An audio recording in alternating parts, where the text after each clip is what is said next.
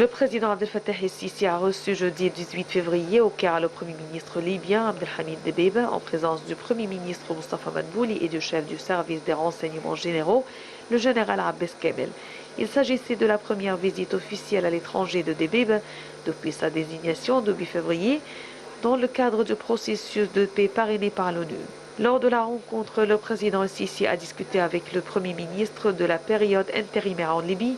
Il lui a affirmé le soutien de l'Égypte à la Libye dans sa quête de stabilité, ainsi qu'au peuple libyen dans sa mise au point des mécanismes de gestion du pays. Le président a également souligné que le Caire était pleinement disposé à mettre son expertise au service de ses frères libyens. Pour sa part, Dbeibeh a exprimé l'appréciation de son pays pour les récents efforts de l'Égypte qui ont abouti à la convergence des différents points de vue libyens, ainsi qu'au son soutien aux institutions libyennes dans la lutte contre le terrorisme et les groupes extrémistes. L'Égypte avait fait part de son intention de collaborer avec les nouvelles autorités à Tripoli.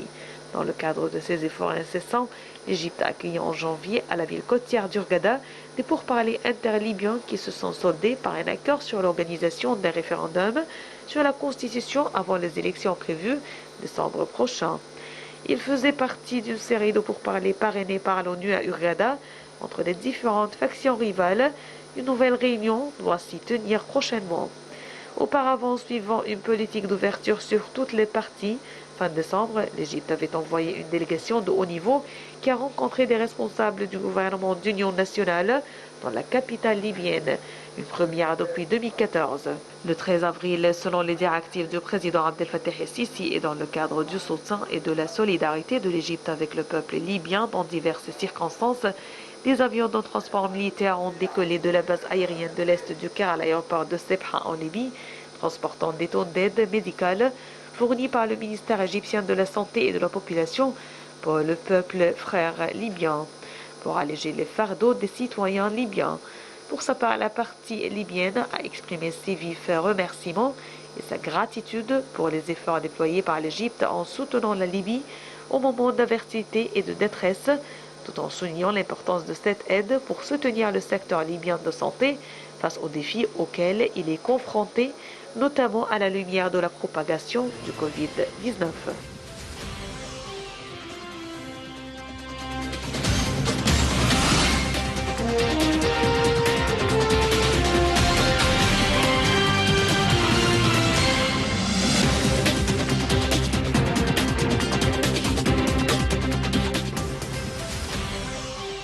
Une visite importante a eu lieu cette semaine. Le Premier ministre égyptien, Dr Mustafa Madbouli, accompagné d'une délégation de très haut niveau, ont visité la Libye et ensemble ont parlé de l'avenir des relations stratégiques entre ces deux pays frères. L'Égypte est prête à déployer tout son effort afin d'aider au retour de la stabilité et de la sécurité en Libye. Afin de mieux parler de différents volets de ce dossier, nous avons l'honneur d'être aujourd'hui avec l'ingénieur Nagui Victor. Bienvenue encore une fois à notre programme. On était en train de parler du volet sécuritaire. On passe au volet économique et commercial. Et là, il y a plein de points à évoquer avec vous. Parlons d'abord des domaines de reconstruction et de collaboration que l'Égypte peut amener à la Libye. Voilà. Donc, durant sa visite, le Premier ministre, il avait emmené avec lui plusieurs chefs d'entreprise, plusieurs investisseurs, car la Libye est un champ très intéressant pour investir. Et ils ont besoin d'investisseurs pour venir les aider à sortir de D'ailleurs, il y aura le comité égypto-libyen des affaires, le comité égypto-libyen des affaires qui va se réunir. Oui, qui va se réunir très prochainement afin de discuter de comment réaliser, comme vous l'avez mentionné, les mémorandums d'entente, comment les mettre sur les pieds. Oui. Alors, ceci étant, je crois que l'Égypte cherche et aura et aidera la Libye dans le domaine du logement. Après une guerre, après des destructions, on a besoin de reconstruire. Et l'Égypte est un pays qui a beaucoup de connaissances, beaucoup de moyens, beaucoup de savoir-faire dans le domaine du logement. Et ça, on le voit, on construit partout en Égypte. Et ça ne sera pas la première fois, puisque l'Égypte avait contribué à ce domaine et ce secteur de l'habitat en Libye et partout en Afrique et le monde arabe depuis les années 60. Absolument, absolument. Ça, c'est une chose. L'Égypte participera aussi dans tous les projets d'infrastructure. Je répète encore une fois, après un chaos, après une guerre, les infrastructures sont démolies, les eaux, les égouts, l'électricité. Et là, on s'arrête à l'électricité parce que l'Égypte, encore une fois, est un pays qui a beaucoup d'expérience dans la construction des centrales électriques et des lignes haute tension et basse tension et tout le domaine. Donc l'Égypte apportera beaucoup de biens et aura beaucoup de chantiers en Libye pour reconstruire des centrales électriques dont la Libye a besoin. Et je dirais même, on exportera, parce que maintenant on est arrivé à une stade d'autosuffisance concernant l'électricité. Bravo, absolument. Et même, on en a en plus pour exporter, pas seulement autosuffisance. Oui. Donc je crois que la Libye sera un bon importateur de notre électricité. Ils sont très proches. Et également, vous avez mentionné un autre volet important et qui concerne non seulement la vie économique, mais également la vie humaine en général, c'est que l'Égypte également jouera un rôle important en ce qui concerne le secteur de la santé en Libye. Oui, madame. Il y a eu un accord passé entre les deux premiers ministres des deux pays qui permet à tous les Libyens de venir en Égypte pour se faire soigner dans les hôpitaux gouvernementaux. Donc, ils sont traités de la même façon que les Égyptiens. Ils auront le droit de venir, de rentrer dans les hôpitaux de l'État pour se faire soigner. Et même l'Égypte prévoira des programmes comme par exemple pour le virus c'est l'hépatite, oui. L'hépatite, par exemple. Et il y aura des programmes en fonction de l'état de la société là-bas. Et il y aura l'Égypte a bien servi en Afrique pour des programmes dans l'hépatite de virale et autres.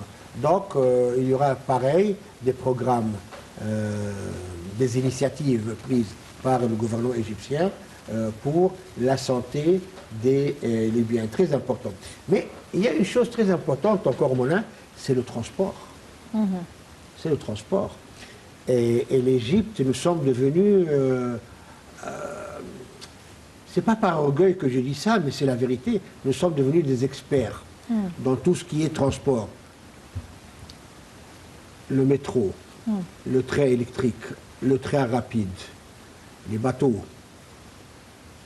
les routes, 7000 km, 7500 km qui ont été créés. Un réseau routier vraiment qui couvre l'Égypte entière. Alors, et ça, la Libye, on a besoin. Donc, nous, on possède la connaissance, on possède les ingénieurs, on possède le savoir-faire, on possède les machines.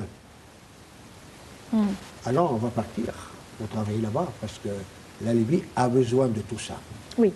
Alors c'est vrai que l'Égypte est un grand pays qui a une expérience élargie dans plusieurs domaines. C'est vrai que l'Égypte à plusieurs reprises était présente avec efficacité, que ce soit en Libye ou partout en Afrique. Mais le monde aujourd'hui également témoigne d'une concurrence accrue de la part de plusieurs pays qui veulent également franchir le cap, venir sur le marché en Libye, gagner des contrats. Selon vous, comment l'Égypte est-elle spécialisée, unique? Ça veut dire pourquoi la Libye recrutera des sociétés égyptiennes pour réaliser ces projets et non pas d'autres pays? La première chose, le prix, le coût. Vous prenez un produit qui est fait par une compagnie étrangère, française, américaine, anglaise, et une compagnie égyptienne, pour la même qualité, nous sommes beaucoup moins chers. Et ça compte beaucoup. Ça, c'est la première chose. La distance. Nous sommes à la porte de la Libye. La Libye se trouve à la porte de l'Égypte. Donc, ce sont vraiment nos frères et nos voisins les plus proches. Donc, nous, je répète, on possède tout ce qui est technologie. On possède tout ce qui est technologie. Ceci est un facteur dominant dans tous les chantiers, que ce soit pour construire des ponts, des chaussées, des bâtiments, des tours. La technologie. Mais on la possède, c'est fini. On la connaît. Pour leur amener un métro. On sait faire. Et on continue à en faire chez nous. C'est un projet qui ne se termine jamais. Mais ils auront sûrement la préférence des compagnies égyptiennes qui parlent la même langue, qui ont une mentalité très proche de la leur, que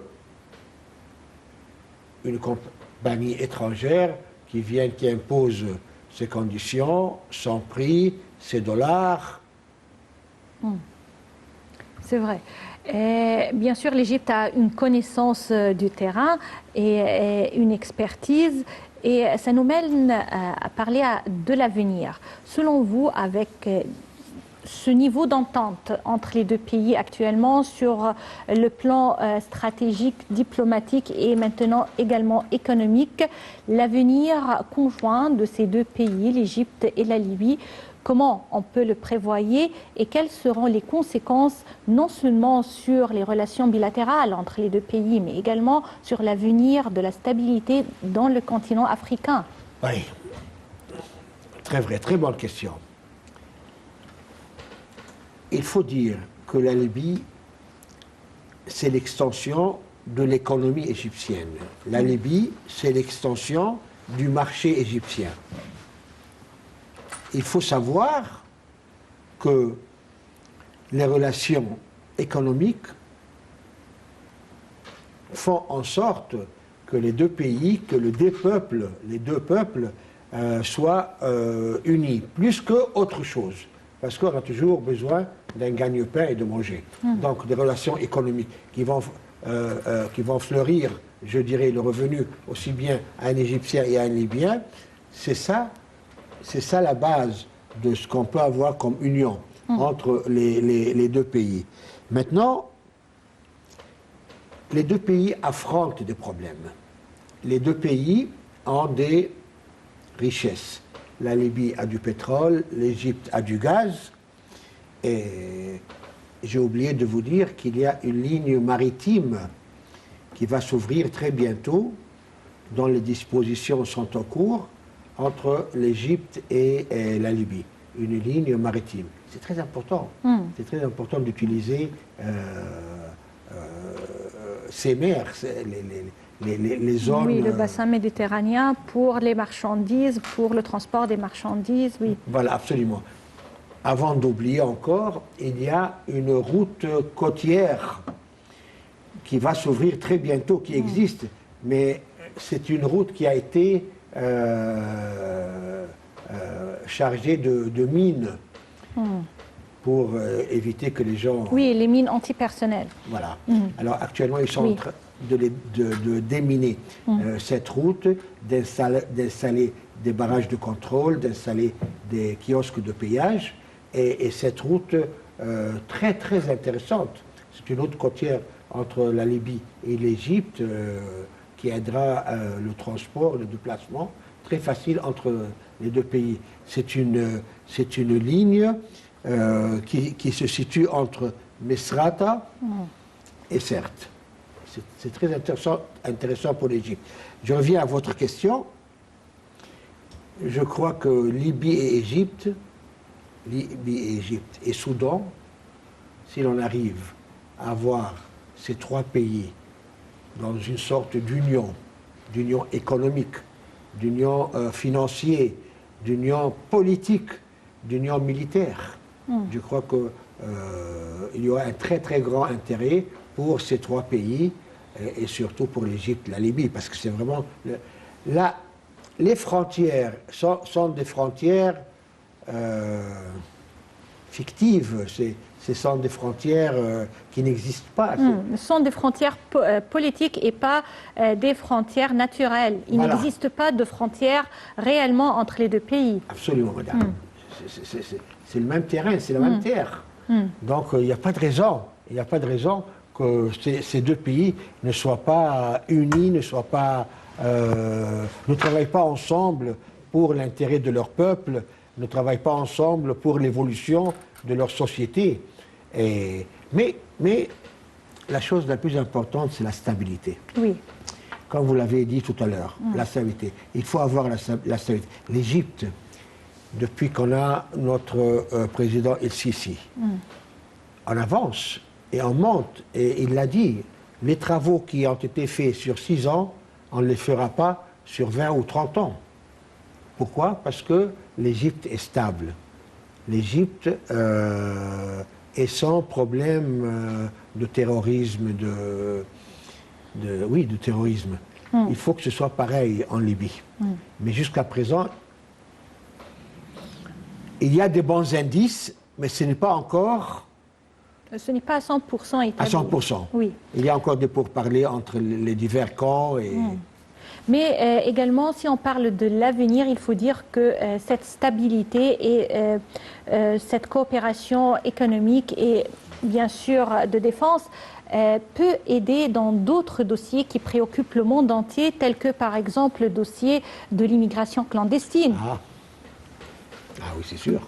Alors il faut appuyer les efforts de l'Égypte afin d'aider au retour à la stabilité et également à la sécurité en Libye. Et le monde entier reconnaît ce que l'Égypte fait.